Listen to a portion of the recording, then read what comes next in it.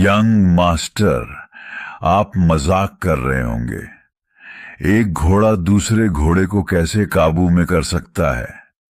अस्तबल के कर्मचारी के होंठ कांप उठे। उसे डर था कि उसने गलत सुना है। उसने विपिन से कुछ प्रभावशाली घोड़ा वशीकरण तकनीकों की अपेक्षा की थी, लेकिन उसे आश्चर्य हुआ कि विपिन ने अपने घोड़े को दूसरे घोड़े को वश में करने का निर्देश दिया। इससे अस्तबल का कर्मचारी हैरान रह गया। भले ही नाशक देव कियों को हरा दे, फिर भी यह केवल एक शारीरिक जीत होगी। इसका परिणाम कियो को विपिन के सामने झुकने के लिए कैसे मिल सकता है? घोड़े को वश में करने का मतलब उस पर काबू पाना नहीं था, बल्कि उसके जंगली स्वभाव को तोड़ना और इंसानों के प्रति सम्मान पैदा करना था। आकाश और दूसरे ट्रेनर कियो को पूरी तरह से आज्ञाकारी बनाने की कोशिश नहीं कर रहे थे, जैसे कि पालतू जानवर को बनाया जाता है। उनका लक्ष्य उसके जंगलीपन को इतना कम करना था कि वह इंसानों की आज्ञाओं का पालन करने लगे। लेकिन अब विपिन ने अपने घोड़े को इसे संभालने देने का सुझाव दिया। क्या यह किसी तरह का मजाक था? वह तुम्हें नीची नजर से देख रहा है। विपिन ने अस्तबल के कर्मचारी की शंकाओं को नजरअंदाज किया और नाशक देव को गंभीरता से देखा। कोई तुम्हारी मर्दानगी पर सवाल उठा रहा है। तुम्हें पता है कि क्या करना है ना? ही। नाशक देव ने गुस्से से नाक भौं सिकोड़ी और बाढ़ के ऊपर छलांग लगाने और चारागाह में घुसने से पहले अस्तबल के कर्मचारी की ओर ठंडी नजर से देखा। अस्तबल का कर्मचारी दंग रह गया और वहां मौजूद सभी लोग सदमे में रह गए। मैनेजर लियो ने बिना देखे ही अपनी मूंछ का एक हिस्सा भी तोड़ दिया। क्या घोड़े ने उसे समझा? और ये कब से होने लगा? क्या तुम सच में कह रहे हो? आकाश, जो कि बहुत लंबा आदमी था, भी उतना ही हैरान था। उसके चेहरे पर अविश्वास की भावना थी। एक प्रसिद्ध घोड़ा पालन विशेषज्ञ के रूप में उसने कभी ऐसी विधि के बारे में नहीं सुना था जिसमें एक घोड़ा दूसरे को वश में कर सके। दिखावा करना बंद करो। घोड़े को वश में करना उसे इंसानों जैसी ताकत दिखाना है। अगर आप किसी दूसरे जानवर पर निर्भर हैं तो क्या फायदा? अगर वह काम करता तो क्या हर कोई अपने पालतू जानवरों का इस्तेमाल नहीं करता? आखिर हम घोड़े ट्रेनर की क्या जरूरत है? आकाश ने शुरुआती झटके के बाद उपहास किया। मास्टर आकाश सही कह रहे हैं। घोड़े को काबू में करना मानवीय शक्ति का प्रदर्शन है। अगर नाशक देव लड़ाई जीत भी जाए तो क्या फर्क पड़ता है? इससे कियो आपके सामने झुकने को मजबूर नहीं होगा। इसके अलावा मुझे तो यह भी नहीं लगता कि नाशक देव कियो को हरा सकता है। कियो में ओरिजिन बीस्ट का खून है जो इसे बेहतरीन ताकत और सहनशक्ति देता है, जबकि नाशक देव प्रभावशाली है, फिर भी यह तुलना में कमजोर है। दूसरे प्रशिक्षकों ने विपिन पर व्यंग्य किया, उसके टेक्निक पर संदेह किया। वे सभी घोड़े का सम्मान पाने के लिए अपने कौशल पर निर्भर थे, और यहां विपिन कुछ ऐसा करने की कोशिश कर रहा था जो बेतुका लग रहा था। भीड़ में बड़बड़ाहट के बीच नाशक देव कियो के पास पहुंच गया। दोनों राजसी घोड़े आकार में लगभग एक जैसे थे। दोनों के लंबे शक्तिशाली पैर विस्फोटक ऊर्जा से भरे हुए थे। हे नाशक देव ने धीमी आवाज में आवाज लगाई। ऐसा लग रहा था जैसे वह कियो से बात कर रहा हो। आवाज सुनकर कियो तुरंत क्रोधित हो गया। उसने अपने अगले पैर को उठाया और नाशक देव पर बहुत ताकत से हमला किया। यह वार इतना शक्तिशाली था कि एक भालू को चीर सकता था, लेकिन नाशक देव ने चकमा नहीं दिया। इसके बजाय वह घूम गया और अपने पिछले पैरों से लात मारी। कियो की गति अविश्वसनीय थी, लेकिन नाशक देव की गति उससे भी अधिक थी। उसके पैर ने खींची हुई तलवार की ताकत से वार किया। कियो की डिफेंस को ब्रेक करते हुए उसे उड़ा दिया। कियो, जो अपने झुंड में सबसे मजबूत होने का आदी था, पूरी तरह से हैरान था। उसने कभी नहीं सोचा था कि वह इतनी आसानी से हार जाएगा।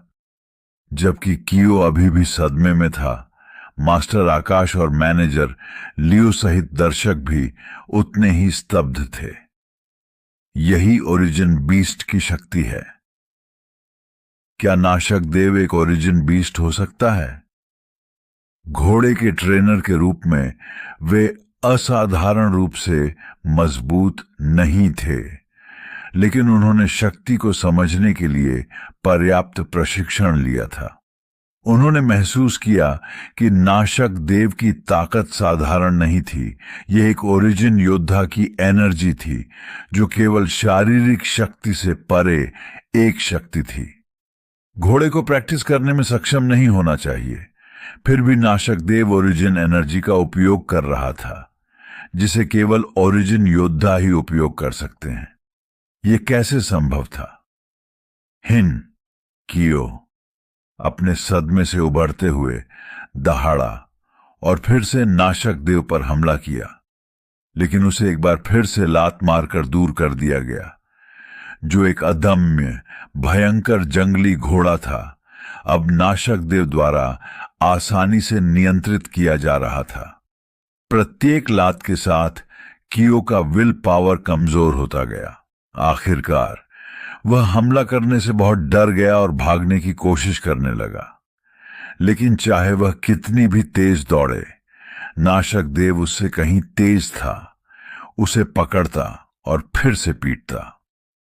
10 मिनट के बाद कभी गर्वित और अदम्य कियो घोड़ा एक चीथड़े की गुड़िया की तरह जमीन पर पड़ा था। नाशक देव ने उसे विपिन के पास खींच लिया, जो आत्मसंतुष्ट और गर्वित दिख रहा था। ही बहुत बढ़िया, विपिन ने प्रशंसा की, फिर कियो की ओर मुड़ा। क्या तुम अब समर्पण करने और झुंड का हिस्सा बनने के लिए तैयार हो? हालांकि वह उसके शब्दों को नहीं समझ पाया, लेकिन कियो को उसका मतलब समझ में आ गया। वह गुस्से से सूंघने लगा और झुकने से इनकार कर दिया। मैंने तुमसे कहा था कि यह काम नहीं करेगा। ट्रेनर में से एक ने राहत की सांस ली। उन्हें डर था कि विपिन का तरीका सफल हो सकता है, जो उनके पूरे पेशे को कमजोर कर देगा। लेकिन घोड़े को वश में करना सिर्फ ताकत से नहीं होता। इसलिए जब कियो ने हार मानने से इनकार कर दिया, तो उन्हें लगा कि वे सही हैं। तुम समर्पण नहीं करना चाहते? विपिन ने कियो की आंखों में विद्रोही भाव देखा। वह मुस्कुराते हुए नाशक देव की ओर मुड़ा। अगर ऐसा है तो मैं तुम्हें इनाम दूंगा। तुम इसके साथ जो चाहो करो। ही नाशक देव की आंखें उत्साह से चमक उठीं जब वह कियो की पीठ पर कूद पड़ा। कियो दंग रह गई।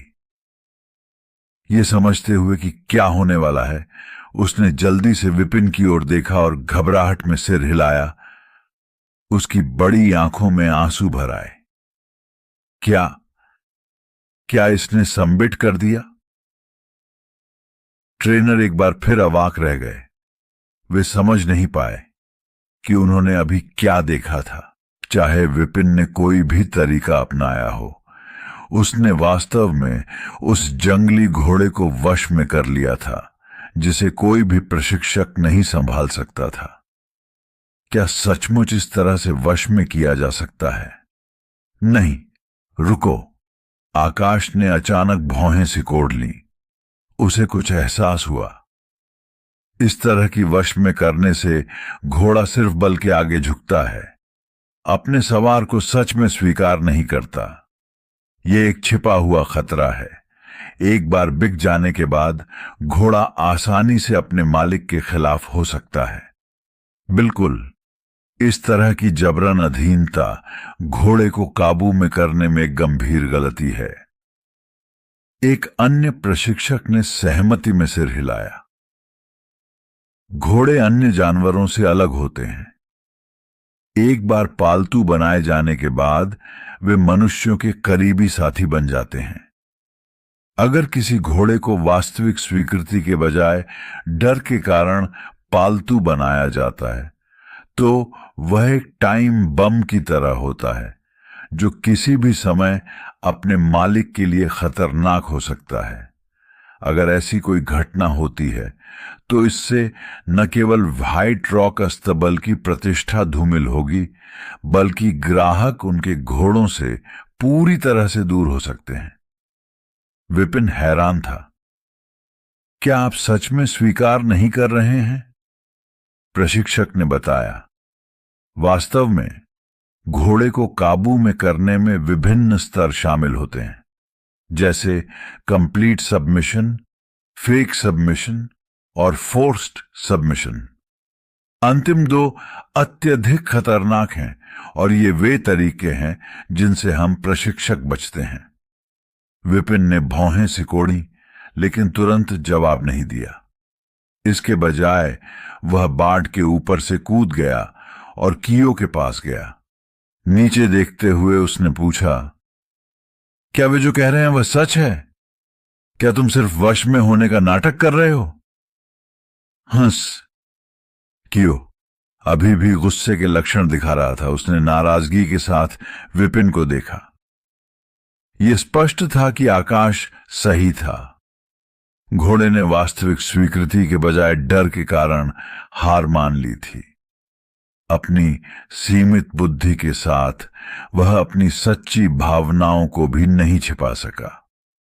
मैनेजर लियो, इस आदमी ने घोड़े को वश में करने के लिए हिंसा का प्रयोग करके नियम तोड़े हैं।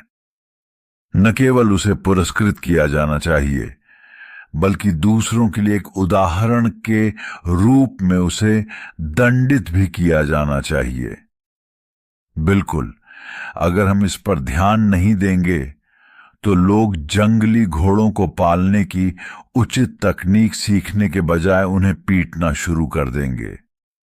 हमारा शिल्प अप्रचलित हो जाएगा और हमारे घोड़े बेचने के लिए असुरक्षित हो जाएंगे। यह कोई छोटा मुद्दा नहीं है। हमें इस पर विशेष ध्यान देना होगा। ट्रेनर ने अब अपने किए पर पछतावा जताते हुए अपना गुस्सा जाहिर किया। उन्होंने घोड़ों को काबू में करने की कला सीखने के लिए कड़ी मेहनत की थी और वे नहीं चाहते थे कि बल प्रयोग से उनका पेशा कमजोर हो जाए। मैनेजर लियो ने स्थिति को शांत करने की कोशिश करते हुए कहा, जल्दबाजी में कोई निर्णय न लें। मैं खुद घोड़े की जांच करूंगा। वह बाट पार करके कियो के माथे को छूने के लिए आगे बढ़ा। घोड़ा तुरंत ही चौंक गया और दूर चला गया क्योंकि वह इस संपर्क से स्पष्टतः असहज था। मैनेजर लियो का दिल बैठ गया। एक अच्छी तरह से पाला गया घोड़ा न केवल मनुष्यों के अधीन रहता है बल्कि उनसे निकटता का भी एहसास करता है।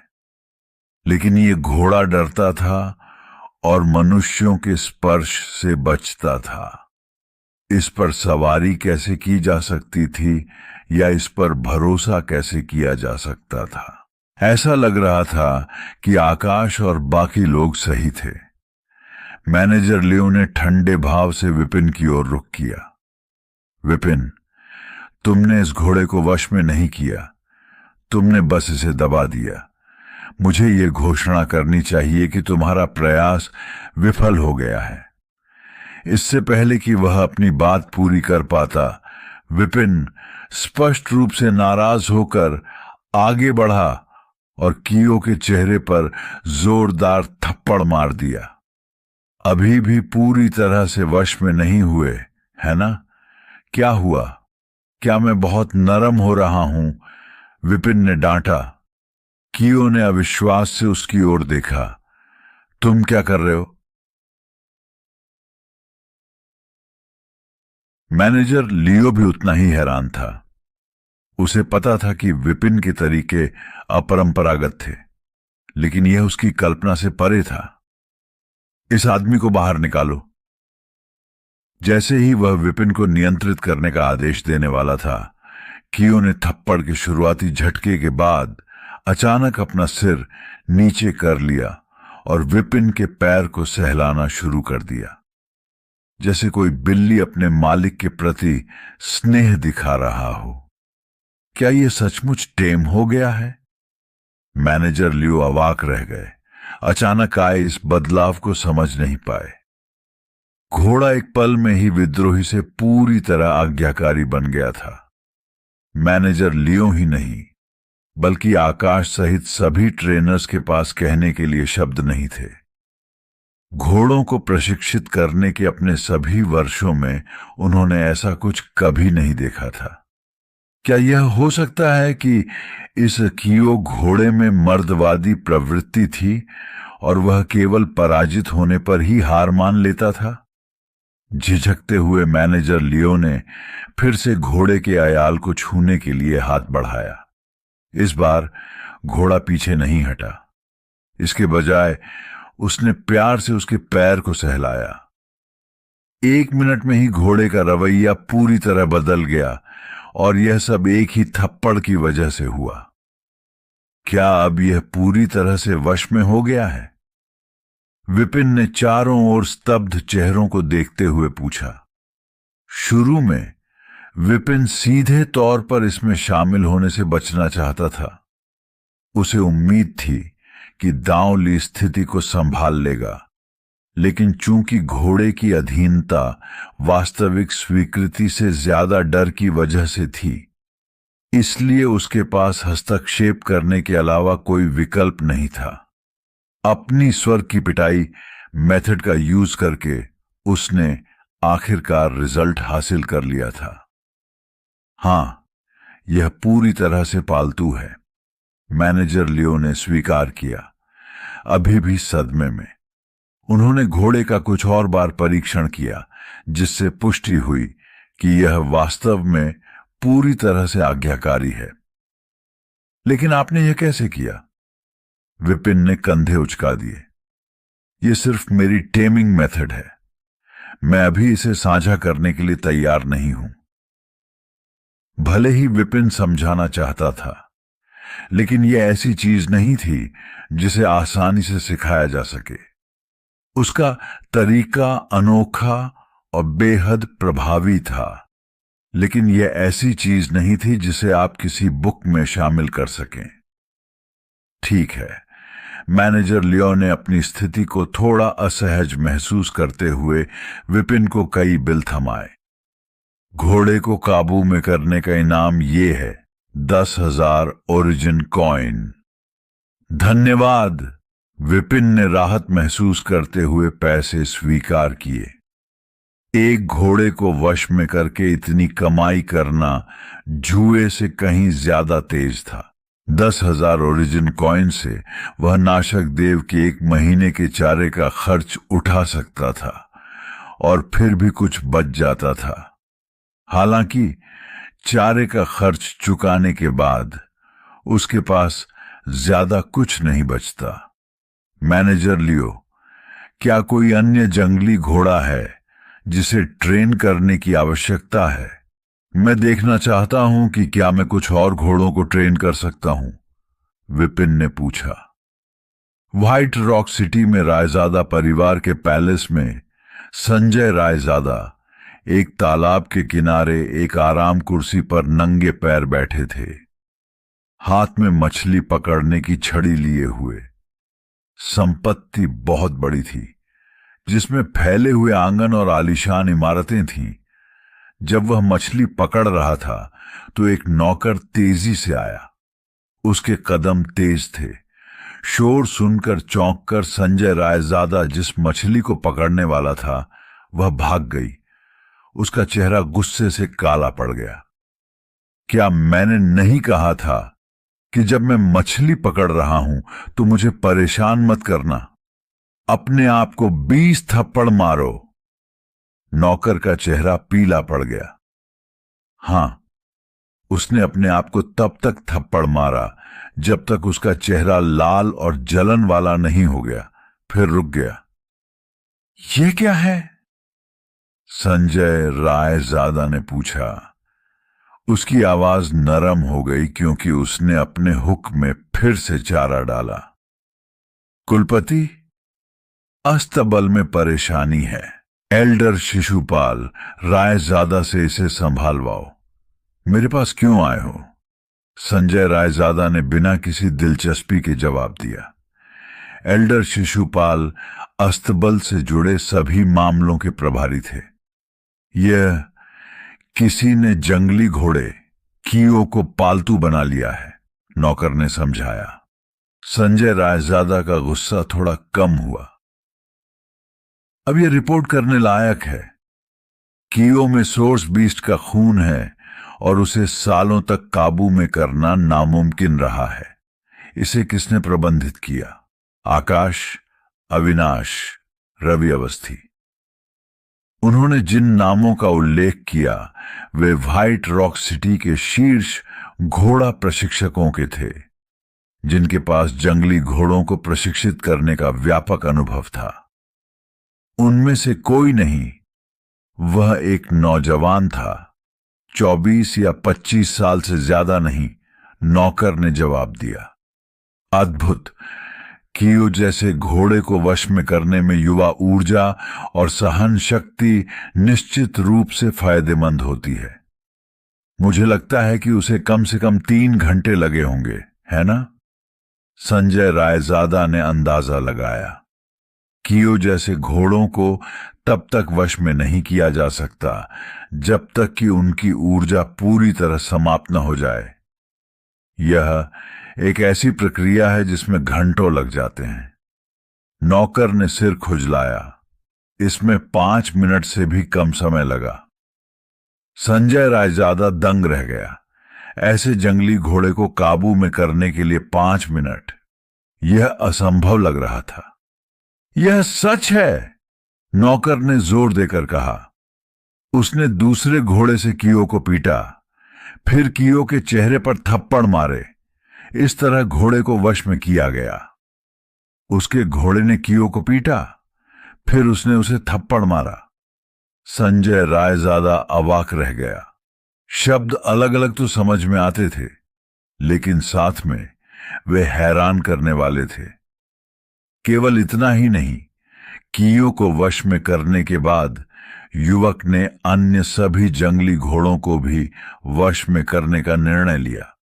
आधे घंटे के भीतर उसने अस्तबल में बचे हुए सभी 27 जंगली घोड़ों को वश में कर लिया, नौकर ने आगे कहा। संजय रायजादा की आंखें फड़क उठीं। हालांकि अन्य जंगली घोड़ों को कीओ की तरह वश में करना कठिन नहीं था, फिर भी इतने कम समय में सभी 27 को वश में करना अविश्वसनीय था। लेकिन रुको, संजय रायजादा ने भौहें सिकोड़ी। अगर वह इतना कुशल है तो एल्डर शिशुपाल रायजादा ने उसे इनाम क्यों नहीं दिया? मुझे क्यों परेशान कर रहे हो? बुजुर्ग ने उसे पैसे तो दिए, लेकिन किसी को उम्मीद नहीं थी कि घोड़े सिर्फ पालतू नहीं थे, वे पूरी तरह से पालतू थे। अब कीओ सहित सभी 28 घोड़े अस्तबल में रहने से इनकार कर रहे हैं।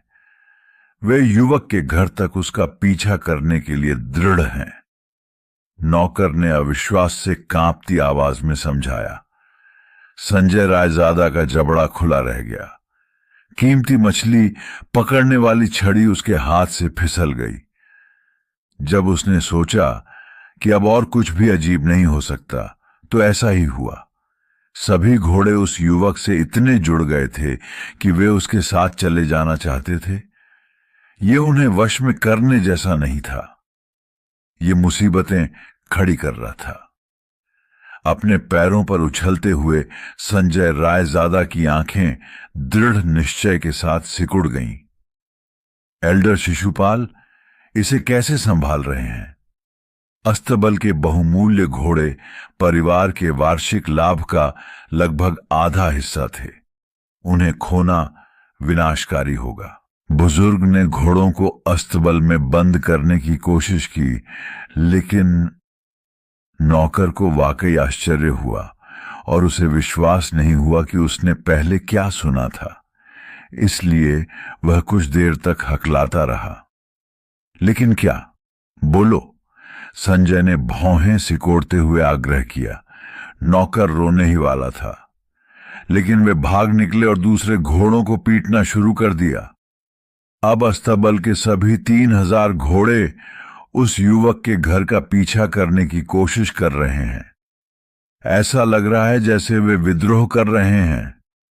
नौकर ने पीला चेहरा दिखाते हुए समझाया। उसके आंखों के नीचे अंधेरा छा गया और संजय रायजादा लगभग बेहोश हो गया।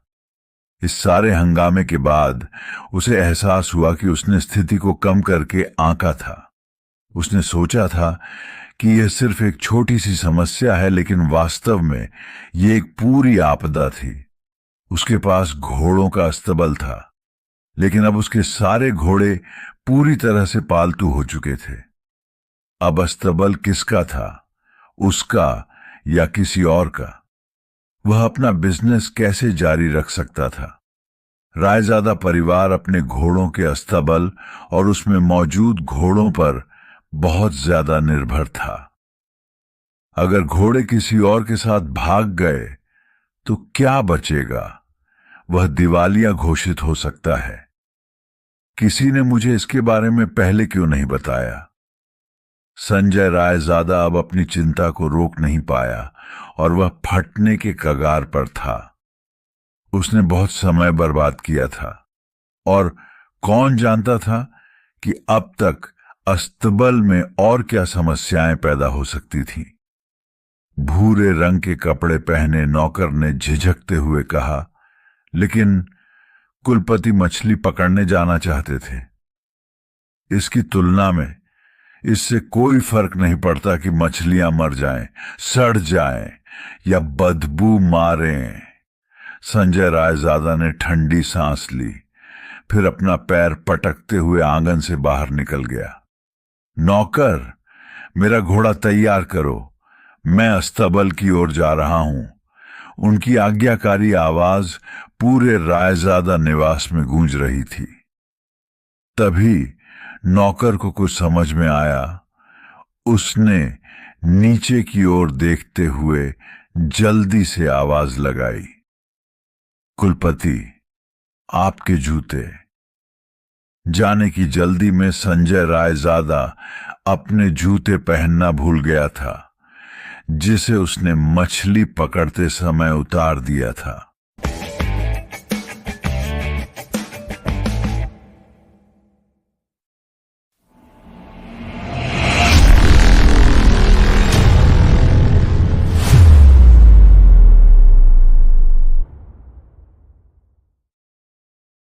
एक तो बेसिक ट्रिक है, एक तो लाइक और शेयर ठोक दीजिए, महाकाल का दबा के लाइक और शेयर ठोक दीजिए। 5000 लौटे दिख जाना चाहिए। ये 4000 के लिए मैं यहाँ पे नहीं खड़ा हूँ। पूरा साल मेहनत करता हूँ आपके लिए बेटा। ऐसा नहीं चलेगा, ऐसा नहीं चलेगा।